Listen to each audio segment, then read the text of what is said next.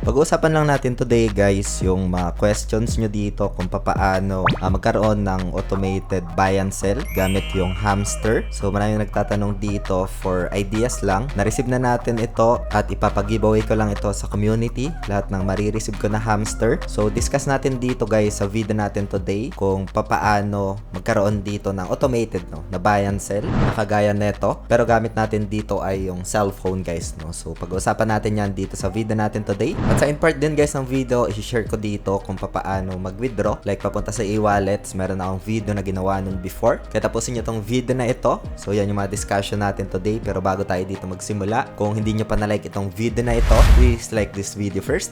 Subscribe yung YouTube channel natin, turn all the bell icon para ma-notify kayo dito sa mga updates natin na ginagawa sa ating YouTube channel guys. So ito nga guys, nagkaroon na dito ng distribution. Meron ditong mga hindi nakasabay sa pag-release. Nung Hamster Combat, hindi nila na-set up yung off-chain steps. So, ginawan ko yan, I think 13-12 days ago pa dito sa ating YouTube channel. Pero ito guys, itong video na to is just doon sa mga nagtatanong, no? So, doon sa mga gustong magkaroon ng idea paano yung automated buy and sell. Ito ay based lang sa feedback at sa comment. So, this is just for ideas lang guys. Gagamit tayo dito guys ng isang application like this one para ma-automate guys yung automated buy and sell, no? So, like for example, yung kanina, like this one, nakasetup na siya. Meron siya ditong buy one, tapos sell one. If ever na bumagsak yung presyo dito, magkakaroon siya ng pag-buy, tapos pag tumaas, ibebenta. So, buy low, sell high strategy. Again guys, ito is just for ideas lang, no? So for now, balik tayo doon sa cellphone. So, dito guys, gamit yung cellphone nga is that pwede natin gawin yung pinaka-simulation na yun, no? Yung automated buy and sell. So, balik muna tayo dito guys. Ayan, back. Meron nga ako ditong profits na 21.95 in USDT today, no, ito. So, let's go back muna. And punta tayo dito sa home muna. Meron ako dito guys, ginawang video before. So, pinaka-preview na lang, especially doon sa mga nagtatanong kung paano dito magkaroon ng, like for example, may mga nagtatanong like 5 USDT, 10 USDT, just an example. Ginawan ko na ito ng video before. I-preview ko na lang yun muna guys para magkaroon kayo ng idea dito kung paano mag-work yung P2P trading dito guys, no? Para magkaroon kayo dito ng USDT just to simulate yung or automate yung Hamster buy and sell guys, no? And dito nga guys, punta tayo sa ginawa kong video before. Dito guys, isa din to sa nag-list nung Natcoin, no? And if ever na nandito na yung pinaka Natcoin or Hamster Combat mo is that anytime pwede mo siyang i-transfer papunta sa e-wallets or GCash, no? So, ito, lalagay ko na lang yung official link sa description ng video na ito. So, like kahit cellphone yung gamit nyo is that pwede nyong mapuntahan to guys, no? So, select mo lang itong more sa description ng video na ito. Tapos, ito guys, no? After na ma-select mo nyan, ayan, so mariredirect ka dito and you can create account guys, no? So sa sign up, click mo lang yung sign up and then pagkatapos nyan, ito, tap mo lang to tapos next and then confirm, no? So dito guys, kailangan meron kang pinaka-code, no? Kasi meron siyang 10% discount dito guys, no? So sayang din yan if hindi nyo nalagay yung pinaka-code. Code natin dito, Crypto Fortune, ayan. And then email address and then sign up, no? So yun yung isa sa mga advantage if you use yung code natin dito, no? Ito, Crypto Fortune. And pagkatapos na makapag-create ka ng account, pwede mo naman i-download yung application, no? So available naman ito sa Android, iOS. So yun guys, once na tapos ka na mag-sign up or mag-create ng account, download mo lang yung application and mapupunta ka na dito na magpa-verify KYC. For now guys, since ito na yung pinaka-dashboard natin, assuming na wala pa talaga tayong balance, tapos meron tayo dito sa GCash 662.99, ayan. So dito sa application na to guys, meron tayong makikita na P2P trading, ito. Select lang natin siya. And then once na makita natin to guys, meron ditong option na USDT, no? So yung amount, so dito guys, minimum 59, no? Or I think more or less 1 USDT. So dito pwede tayo maglagay kahit 100, no? Pero for the sake of this tutorials lang, again guys, itong video natin today is just an update lang, reference, and does not qualify as an investment or financial advice, no? So hope you get some ideas lang dito. So dito pwede 59 guys, no? Ito ma-activate lang itong P2P once na verify na yung account mo. So dito guys, once na sinelect natin to, pwedeng 100 guys, no? Ayan. So, for example, 100 and ito yung minimum, 100 to 35k, no? So, on my end, pwede ako dito maglagay ng kahit 500 guys, no? Kasi magagamit, hindi ko naman i-withdraw yung iba dito. Siguro, convert ko lang mga 100 lang. So, pagkatapos niyan, enter ko lang. And then, ito yung mga option, no? So, para ma-sort yung GCash, guys, punta lang tayo dito sa payment methods. Tapos, itong GCash, no? And then, apply. Dito, guys, makikita natin. Ayan, meron ditong option ng GCash. Piliin nyo yung mataas, yung pinaka-reputation, no? Like, for example, 100%. Or ito, 99.60, no? So, pagkatapos niyan, I'll select this buy lang. And then, like, for example, 500. 8.39 USDT yung makukuha natin. Tapos payment method is GCash, guys, no, ito. And then buy USDT with 0 fees, no. So, lagay muna natin dito yung pinaka phone number natin. Ayan. So, dito, guys, itong pinaka phone number mo since masisendan ka ng SMS authentication. Kung ano yung nilagay mo dito, guys, no, itong phone number na ito. And then email authentication. Authenticator app, once na ma-set up mo yung pinaka 2FA gamit yung Google Authenticator, no? And then tap confirm, no? So, dito, guys, ayun, completed na. Pwede na tayo dito mag-buy ng USDT gamit yung GCash, no? So, select ko lang itong buy USDT with 0 fees. Ayan. And then, meron ditong pinaka-disclaimer. So, meron siya ditong pinaka-text, no? So, okay ko lang to. Ito yung notification niya. Pwede natin puntahan sa chat, no, dito. Pwede tayo dito mag-reply. Hello. Sending, lagay ko na lang. Sending dito. Tapos, pay now ko lang to, guys. Ayan, as we can see, meron tayo dito makikita na pinaka-phone number sa GCash niya. And then yung account number, guys, no? So, pwede naman natin i-copy yung pinaka-phone number niya dito, no? So, ito. Select lang natin ito. Ayan. And once na makopy natin yan, punta lang tayo dito sa GCash natin. And then, select natin yung send. Express send lang natin to. And then, paste natin siya dito, no? Nalagay ko na yung pinaka-phone number niya. Send lang ako dito ng 500. And pagkatapos niyan, next ko lang siya. And as we can see, ito yung pinaka-username niya, guys, no? So, make sure na tama, no? Kasi napaka-importante yan. Kasi pag hindi, it's very challenging para ma-retrieve ito, guys, sa GCash, no? So, make sure na double check always. And I have confirmed. And send ko na to. So, worth 500, guys, no? So, pagkatapos niyan, pwede nating screenshot ito. Ayan. Or i-download. So, na-download ko na to, guys. Punta lang tayo dito ulit, guys, sa chat, no? So, select natin yung chat. And, na-pay now na natin. And then, select natin itong I have paid, no? So, lagay lang natin dito yung pinaka-screenshot. Ayan, allow ko lang to. Tao dito sa gallery. Ayan, or sa photos.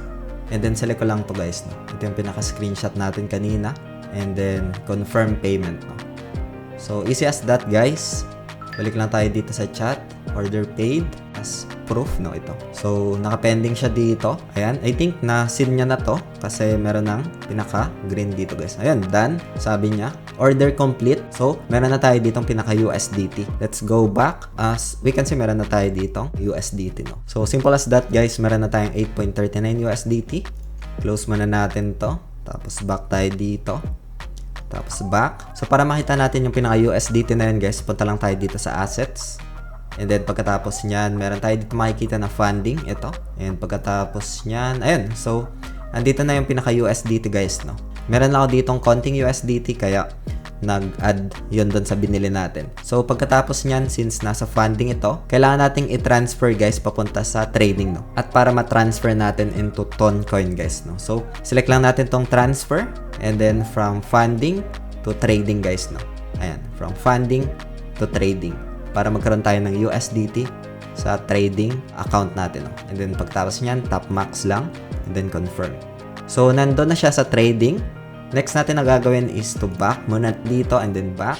Okay, guys. So, let's say, for example, meron ka na ditong USDT. Meron pa dito, guys, other campaigns na pwede nyong salihan. Like, for example, itong Trade and Earn. Pwede kayong pumunta dito tapos mag-join, no? So, nandito lang yan sa my home tab. Tapos, itong mga banner na ito. Meron din ditong other campaigns na pwedeng magdagdag ng hamster tokens, no? Like, for example, this one. At marami pang iba dito, no? So, you can just tap this one. Tapos, join now, no? So, simple as that. You join na doon sa campaign na yon. Let's go back muna tayo dito. So, for now, guys, punta na tayo doon sa idea on how the automated buy and sell works. Again guys, itong tutorials na ito is just for ideas lang, no? And please be reminded guys na yung crypto trading is very volatile, it's risky, at sana maintindihan nyo yung risk dito para mas magkaroon kayo dito ng informed decisions guys, no? Like for example, doon naman sa iba na meron ng mga hamster, free lang nila nakuha, is just pwede naman guys, no? Pwede nyong like i-park muna into USDT para magkaroon kayo ng USDT dito. So punta lang kayo dito sa ito sa new tab, tapos makikita nyo itong hamster, or pwede naman dito sa may trade, click nyo lang tapos piliin nyo itong spot, no? So once na ma-select nyo yung spot, punta lang kayo dito sa taas, tapos hamster USDT, select nyo lang ito, ayan, and then search nyo lang dito HM, ayan, spot tapos hamster, no? So assuming na meron ka na ditong hamster, gusto mo siya ibenta, so for example benta natin, ayan, 10 USDT, sell natin, limit order, I think na trigger na yon. So yun guys, meron na tayo ditong pinaka-USDT. Ayan. So yung USDT na yun guys, again, itong pinaka-tutorials na ito is that dun sa may mga hamster, airdrop nila nakuha guys, no? Pagkatapos nyan, punta lang tayo ulit dito sa may trade. Dito, double click lang natin para lumabas ito. And then punta tayo dito sa may trading bots, no? So dito na guys, papasok yung automated buy and sell na tinatawag. Yung merong ganito if ever na desktop yung gamit nyo. Pero ngayon, gagamitin natin dito is cellphone para makapag-create ng AI automated buy and sell gamit itong hamster USDT, no? So balik lang tayo dito sa phone, trade, tapos trading bots, and then pagkatapos nyan, punta lang tayo dito sa spot grid. Itong sa futures grid guys, make sure na you understand dito yung risk kasi it's very volatile dito sa futures grid. Pwede ka dito maubos, pwede kang ma-liquidate. Spot grid naman, pwede kang ma-loss if ever na bumagsak yung presyo guys, no? If ever na tumaas, dyan pwede kang magka-profits, no? Yan yung idea dito for spot grid and futures grid, merong leverage na tinatawag. So, any of this one naman guys is pwede, no? So, like for example, sa spot grid, ayan. Sa futures grid, maybe I'll do some update lang or ideas lang after this one. So, dito guys, pwede kang pumunta sa lead bots, no? Andito yung mga available, ayan. So, pwede mo silang i-follow, i-copy, pwede yan. Ayan. So, dito naman guys sa manual, pwede ka dito mag-setup, no? Like for example, 0.006, no? Ayan. And then, yan yung pinaka-lower price mo. And then, dito naman sa taas. So, like for example, this one, 0.01.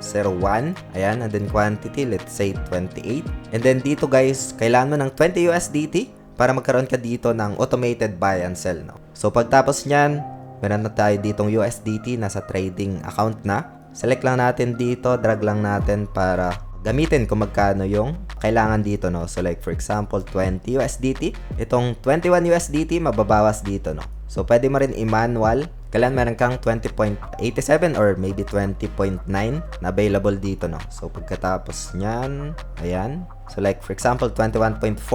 And then, dito sa pinakababa, meron ditong create. Ito. So, create ko lang ito. Ayan. And then, yon. So, meron ka na ditong bot na nagawa sa iyong account, guys, no? Spot grid yung ginamit natin doon. If ever na tumaas itong presyo na ito, ay magkaka-profits tayo. If ever na bumagsak, doon tayo maluloss, no? View details natin to. Andito na siya. Bot info, makikita natin. Kung gusto mo siya i-edit, andito naman. Kung gusto mo siya stop, andito naman, no? So, for now, guys, bigyan ko lang kayo dito ng idea sa futures grid naman, no? So, puntahan natin itong futures grid.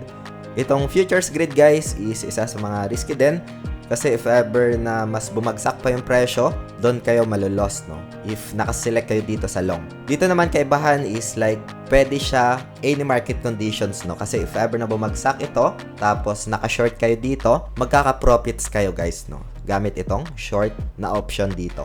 Dito naman sa neutral, if ever na sideways lang yung price action, nagkakaroon lang siya ng volatility up and down. Neutral is isa sa mga magandang option, no? I'll use this one, just an example lang. And then, lagay ko lang dito. Same lang doon sa setup ko kanina. Ayan. 0.006. And then, upper 0.01, no? So, kaibahan lang dito guys, pwede kang gumamit ng konting USDT, like for example, kanina 28. So, dito guys, kahit 7 USDT is like, pwede, no? Tapos 5x. So, setup lang natin ito, 7 USDT kailangan. Ayan. And then, dito sa baba, ayan, create neutral ko lang ito. Yun, meron na ka na dito ang pinaka-bots, no? Doon sa futures grid. So, an example. So, view details ka lang to ulit. So, dito, pwede mo i-edit yung SL and TP guys, no? Ito. Just to mitigate yung risk, you can set up yung take profit tapos SL, no? So like for example, yung ating take profit dito, lagay tayo percentage naman dito guys, no? Like for example, 1:1 ratio lang. So like 50%, tapos SL natin is like 50 din. If ever na ma-reach yung 50%, we get stop out. If ever na ma-reach yung 50% sa PNL, is like we take profits, no? Yan yung pinaka-setups natin. So na percentage. So confirm and settings save, no? So ganun lang siya guys dito mag-setup in a small USDT, especially dun sa mga nagtatanong. Ito example natin 7.57 USDT example. And hope this video helps guys. Meron tayong tutorials kung paano dito mag-withdraw if ever na meron na tayo ditong profits, no? So lalagay ko na lang dito sa screen and see you sa video na yun guys. Maraming salamat ulit sa panunood. Ingat tayong lahat. Peace out. Bye for now.